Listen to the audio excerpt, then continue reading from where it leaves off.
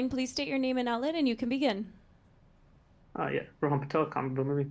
Hi, how are you? I'm great. How are you? Doing well, thank you. Good.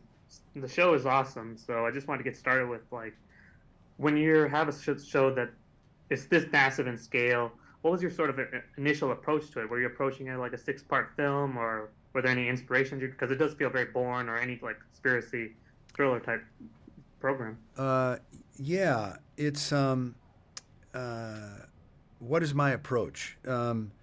The script that Kyle Bradstreet created is has great themes of paranoia, suspicion, distrust.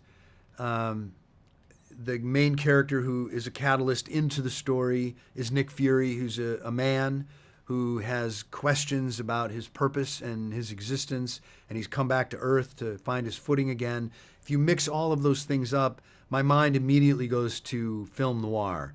And I'm much older than you, so I don't go to Bourne. My mind goes to The Third Man, the classics, Coppola's The Conversation, Alan Pakula's Clute, and The Parallax View, and even All the President's Men, because I love that sense of gray, the sense that it's not binary good and bad, but really where everybody in the series, even the villain, is moving through a sense of gray, shades of gray, and trying to find their purpose. So I go back to those classics and inform the themes and the tone and the feeling.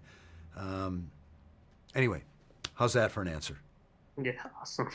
And so like you're mentioning the noir theme, and you also have these sort of like it's a very personal story. And there's these so many relationships you're exploring: Nick and Talos, Nick, Maria, Talos and Gaia, and Nick and Gravik we haven't seen yet. But it's like, so did you sort of see this series and as sort of an opportunity to be able to explore the MCU? Because you see the heroes, the Avengers, they win the battle and then they go home. But these guys that are always on like the sort of sidelines, and then the cost of doing business for them is a lot steeper than some of these other guys because at any given moment anyone can die. Uh, I think the question is about exploring the These relationship to the personal MCU, right? And I would Yeah, say that that's not really my job. My job is to explore these characters, the depth of these characters within the confines of these 6 episodes, and to tell that story to the best of my ability so that it thrills and satisfies audiences. And the connections that that story then has to the MCU or to current events or to their personal experience is the dialogue that the audience is having with that story. But my job is to focus on that story. gotcha. And so like focusing on that story, like when you're talking to Sam about this journey, that because this is a much different Nick Fury than we've come to see. So what were your conversations with him while you're filming? Is like this journey and the performance that you get out of him, because this is a much more vulnerable Nick Fury that we're seeing. Yeah, he's more vulnerable. I think he's more curious about finding his way through this new world and through his new self in this new world.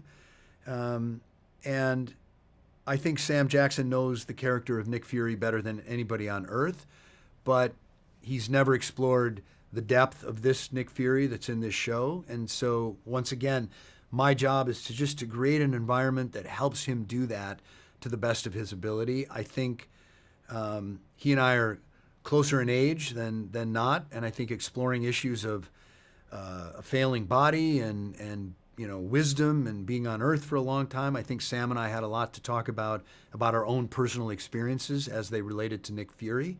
At the end of the day, Sam is a strong, clear actor who is also a great collaborator. So awesome. Well, thank you so much for your time, Ali. I really appreciate it. I can't wait to see the last 4 episodes. So thank you so much. Thank you. Have a good day. You too.